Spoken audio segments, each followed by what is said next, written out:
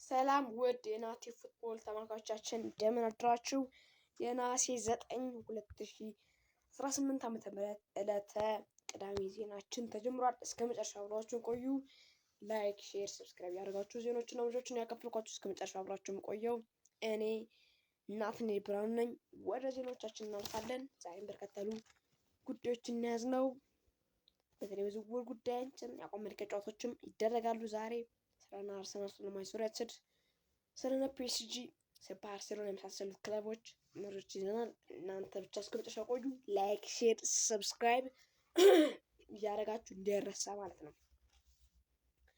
እሺ ወደ ቀዳሚው ዜና ስናደርግ ወደ የማንቸስተር ዩናይትድ ዜና ቀዳሚ እናደርግና ማንቸስተር ዩናይትድ ዛሬ እንግዲህ ብዙ በዝውውሩ ጉዳይ ብዙ መረጃ ይወጣ አይደለም። በማንቸስተር ዩናይትድ ጉዳይ ብቻ ምናነሳላችሁ ዛሬ ስለ ማንቸስተር ዩናይትድ የአቋም መልቀቂያ ጨዋታው ነው።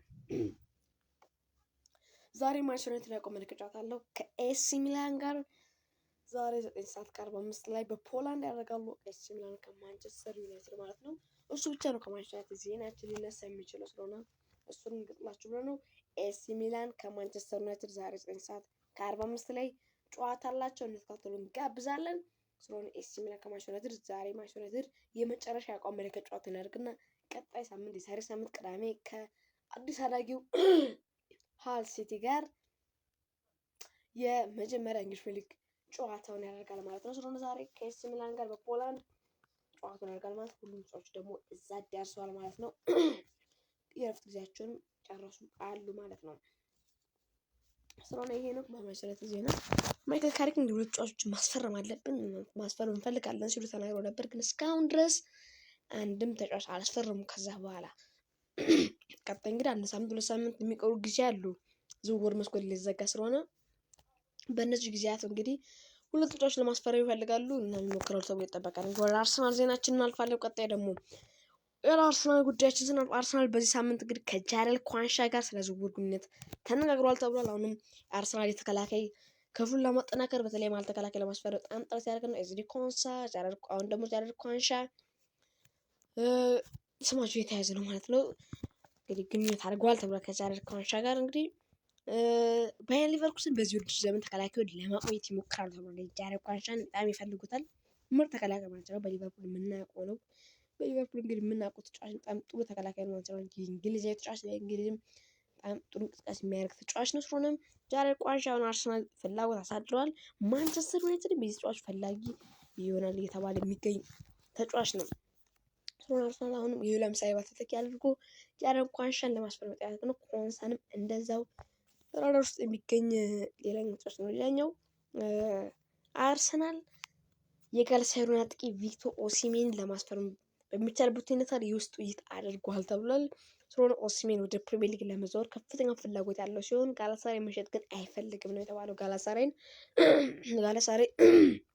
ኦሲሜንን መሸጥ አይፈልግም። እናም የኦሲሜን ደግሞ ከፍተኛ ዝውውር ክፍያ ከፍተኛ ቅጣቶች አሉት። በተለይ ደግሞ የዝውውር ክፍያው በጣም ከፍተኛ ሊሆን የሚችልበት አጋጣሚ አለ። የዚህ ተጫዋች ደግሞ ቶተንሃም የዚህ ተጫዋች ፈላጊ ሆኖ ብቅ ብሏል ማለት ነው። ቶተንሃምም የቪክቶር ኦሲሜን ፈላጊ ሆኗል ማለት ነው። ስለሆነ አርሰናል ደግሞ አሁን የዩሊያን አልቫሬዝ ካልተሳካለት ምናልባት ወደ ቪክቶር ኦሲሜን ሊዘዋወር ፊዙ የሚያዘርበት አጋጣሚ ይኖራል ተብሎ ይጠበቃል። ስለሆነ አርሰናል አሁን የኦሲሜን ፈላጊ ሆኖ ብቅ ብሏል ማለት ነው። ሌላኛው አርሰናል የመጨረሻ ጉዳያችን ጋብሪኤል ማርቲኔሊ በዚህ የሙያ ደረጃው እንግዲህ ቱርክ መዛወር እንደ ተጨባጭ አማራጭ አድርጎ አላሰብም ተብሏል። ስለሆነ ጋብሪኤል ማርቲኔሊ ወደ ቱርክ መዛወር በጭራሽ እንደማይፈልግ ተገልጿል። ዴቪድ ኦርነስት እንደዘገበው ከሆነ በሚቀጥሉ ሳምንታት ከቱርክ ክለቦች ጋር ጋላታሳራይን ጨምሮ ምንም ነገር ይከሰታል ተብሎ አይጠበቅም ተብሏል። ስለሆነ ጋብሪኤል ማርቲኔሊ ወደ ቱርክ መዛወር አይፈልግም። በዚህ ሁኔታ ላይ ወደ ቱርክ መዛወር አይፈልግም። ምንም ነገር እንዳማራጭም አድርጎ አያስበውም ሲል ዴቪድ ኦርነስቴን ተናግሯል ማለት ነው። ስለሆነ ጋብሪኤል ማርቲኔሊ በአርሰናል መቆየት የሚፈልገው ካልሆነ ግን ቱርክ መሄድ አይፈልግም። ሌሎች ክለቦች መዞር ወደ ሌሎች ሀገሮች ነው መገባበል የሚፈልገው ሲል ተናግሯል። ስለሆነ በጭራሽ ቱርክ እንደማይሄድ ተገልጿል ማለት ነው። የአርሰናል ጉዳይ በዚህ እናጠናቅቅና ወደ ሌሎች ጉዳዮች ስናወራ ወደ ባርሴሎና ጉዳይ ነበር። ባርሴሎና ጉዳይ ስንመለከት ባርሴሎና ሮድሪን ለማንቸስተር ሲቲ ለማስፈረም እንግዲህ ሶስተኛ ሀሳብ ይዞ የተመለሰ ነው ተብሏል። 2 ጊዜ እንግዲህ ጥያቄ አቅርቦ 2ቱም ውድቅ ተደርጎበታል። አሁን ባርሴሎና ለሮድሪ የመጨረሻ የሚባል ደረጃ ላይ እንግዲህ ወደ 3ኛ ጥያቄ ላይ ማቅረብ እንግዲህ ዝግጅቱን ጨርሷል ተብሏል። እንግዲህ ለማቅረብ እየተዘጋጀ ነው ተብሏል። ስለሆነ 50 ሚሊዮን እና 60 ሚሊዮን ፓኬጆች ውድቅ ከተደረገ በኋላ እንግዲህ ከክለቡ ጋር የሚደረግ ቀጥታ ውይይት ባለፈ እንግዲህ 60 ሚሊዮን እና 80 ሚሊዮን ክፍያ መካከል ያለው ጊዜ ውስጥ ይቀጥላል ተብሏል። ከ60 እስከ 80 ሚሊዮን ፓውንድ ድረስ ባርሴሎናዎች ማቅረብ እንግዲህ ያቀርባሉ ተብሎ ይጠበቃል። ስንት ያቀርባሉ የሚለው ይጠበቃል። እንግዲህ 3 ጥያቄዎችም እንግዲህ ውድቅ ይደረግባቸዋል ተብሎ ይጠበቃል። ምናልባት ስላቀረቡ እስከ 70 ነው የሚያቀርቡት። እነሱ ደግሞ ማሻሻል ስለሚፈልጉት 80 ሚሊዮን ፓውንድ ነው። ስለሆነ 4ኛ ጊዜ ካቀረቡ 4ኛ 5ኛ ጥያቄያቸውን አብረው ሊቀበሉ ይችላሉ። ግን በ3ኛውም እንግዲህ የሚያቀርቡት አይታወቅምና ካቀረቡ ጥያቄው እንግዲህ ሊቀበሉ ይችላሉ ተብሎ ይጠበቃል ማለት ነው። ቀጥታ እንግዲህ ባርሳ እንግዲህ በራስ መተማመን ብሩህ ተስፋ አለው ተብሏል። ሮድሪ በማስፈረም ላይ ስለሆነ እንግዲህ ሮድሪ አሁን የሚሄድበት አጋጣሚ የበለጠ የሰፋ ነው ተብሏል። እንግዲህ ባርሴሎና እንግዲህ አሁን ሌላ ተጫዋች ለማስፈረም ደግሞ ጥረት ያደረገ ነው። ባርሴሎና የስፖርቲንግ ሊዝበን አጥቂ ሉዊስ ሱዋሬዝን ከአማራጮች መካከል አድርጎ ይመለከቷል ተብሏል። የሁሊያን አልቫሬስ ስምምነት ካልተሳካ ምናልባት የዚህን የስፖርቲንግ ሊዝበን አጥቂ ሉዊስ ሱዋሬዝን እንደ አማራጭ አድርጎ እንደሚያዩ ተገልጿል።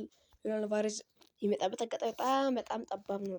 እንግዲህ ስለሆነ ለስፖርቲንግ ቁልፍ ተጫዋች እንግዲህ ሆኖ ቀላል ባይሆንም እንግዲህ ስፖርቲንግ በጣም ቁልፍ ተጫዋች ሉዊስ ሱዋሬዝ ነው የሚርቁበት አጋጣሚ የለም ነው እንግዲህ የባርሳ እጩ ዝውውር አካል ነው ተብሏል። ስለሆነ ባርሳ በሚቀጥለው ሳምንት ሱዋሬዝን ወይም ተጨማሪ አማራጮች ብቻ ነው የሚያጠኑ። የሁሊያን አልቫሬዝ ስምምነት አሁንም ካልተጠናቀቀ የሁሊያን አልቫሬዝ ስምምነት እስካሁን የሚኖር አይመስልም። ከባርሴሎና ጋር ሁሊያን አልቫሬዝ ወደ ባርሴሎና የሚዘወር አይመስልም።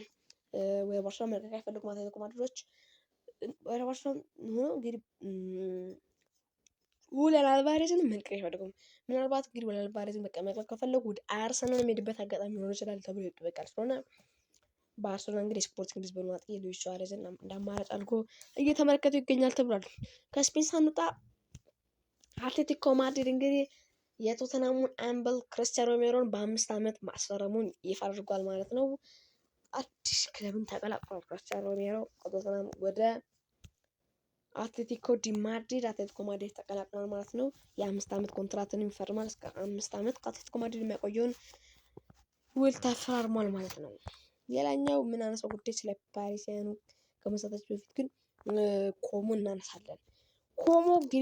ኮሞ ሊያም ዴላፕ እንደ አዲስ አጥቂ አድርጎ ለመውሰድ የመጀመሪያ ጥያቄን ለማቅረብ ዝግጅት አድርጓል ተብሏል። ስለሆነ ኮሞም ሊያም ዴላፕ የቼልሲን ተጫዋች ሊያም ዴላፕ ፈላጊ ሆኗል። ከቼልሲ ጋር ያለው ግንኙነት እንግዲህ ከቻሎባ ስምምነት በኋላ እንግዲህ በጣም ጥሩ እየሆነ መጥቷል። ቻሎባን እንግዲህ ከቼልሲ ማስፈረማቸው ይታወሳል። እንግዲህ አሁን ደግሞ ዴላፕንም እንደዚሁ ከቼልሲ ለማስፈረም ጥያቄ እያደረጉ ነው። ለአዲሱ እንግዲህ አጥቂ በዝውውር ውስጥ ከፍተኛ ደረጃ ላይ ይገኛል ተብሏል። በደንብ ለማስፈረም የበለጠ ጥረት ያደርጋሉ። የማይወጡት የሚወርዱት ነገር የለም ተብሏል። ስለሆነ እንግዲህ ለአዲሱ አጥቂ ሌላ በመጨረሻዎቹ 2 ሳምንታት ውስጥ እንግዲህ ቼልሲን መልቀቅ ይችላል ተብሏል።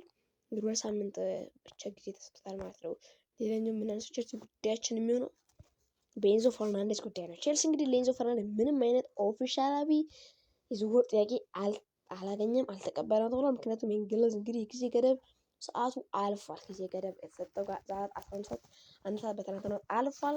ቼልሲ እንግዲህ በግንቦት ወር መጨረሻ ላይ ነው እንግዲህ ለኤንዞ ካምፕ የቀረበውን የ120 ሚሊዮን ፓውንድ ውል እንግዲህ ማፍረሻ ወይም መግዣ ውል አቅርቦ ነበር። ከጠብ ውጭ 120 ሚሊዮን ፓውንድ ቢያቀርብም እስካሁን የጠቀለ የለም። ሰዓቱም ገደቡ አልፏል ማለት ነው። ቼልሲ እንግዲህ ኤንዞ ፈርናንዴዝን ከግንቦት ወር ጀምሮ ለክለቡ ግልጽ በሆነ መልኩ ተጠቅሞት በ120 ሚሊዮን ፓውንድ እንደማይገኝ አረጋግጦታል። ስለሆነ 120 ሚሊዮን ፓውንድ በላይ ነው ኤንዞ ፈርናንዴዝ ለመግዛት የሚጠቀሙት ማለት ነው። ስለሆነ ይህ ውሎች እንደሚያደርጉ ውል በተግባር ተስማምቷል ማለት ነው። ቼልሲ እንግዲህ ኤንዞ ለማቆየት እና ከሱ ጋር ለመቀጠል ደስተኛ ነው ቼልሲ። ስለሆነ ማንቸስተር ሲቲ ባለፉት 48 ሰዓታት ውስጥ ከኤንዞ ካምፕ ጋር በየቀኑ ቆይቶችን አድርጓል ተብሏል። ስለሆነ እንግዲህ እዛ የሚቆይበት አጋጣሚ አሁን የሰፋ ነው ኤንዞ ፈርናንዴዝ ማለት ነው። ሌላኛው ወደ ፓሪስ ሴን ጀርመን ስናልፍ ፓሪስ ሴን ጀርመን እንግዲህ ሚካኤል ኮርሳን ለማስፈረም ከአያክስ ጋር ሙሉ ለሙሉ ስምምነት ላይ ደርሷል ተብሏል። ስለሆነ ፓሪስ ሴን ጀርመን ከአያክስ ጋር ስምምነት ደርሷል። ሚካኤል ኮርሳን ለማስፈረም ሙሉ ስምምነት ደርሷል። ፔስጂ አዲስ ይፋ ደቂቃ ቀረበ በኋላ በትናንትናው እንግዲህ 55 ሚሊዮን ዩሮ የሚወጣ ፓኬጅ በቃል ተስማምቷል። ገና ያልተለዋወጡ ሰነዶች ግን የቃል ስምምነት አለ። ካኖች ተረጋግጧል የዝውውር ሚካ ኮዛ የፓሪስ ሴን ጀርመን ተጫዋች ነው ማለት ስለሆነ ፌራን ቶሬስ እና ሚካ ኮዛ ፓሪስ ውስጥ ሁለቱም ናቸው። እንግዲህ በዚህ ሰዓት የሚገኙ ፓሪስ ሴን ጀርመን እንግዲህ ለሕክምና ዝግጁ አድርጓቸዋል። እነዚህ ተጫዋቾች ፌራን ቶሬስ እና ሚካ ኮዛ ሁለቱም ፈርመዋል። ሁለቱም እንግዲህ ተረጋግጧል ማለት ነው ፒኤስጂን እንደሚቀላቀሉ።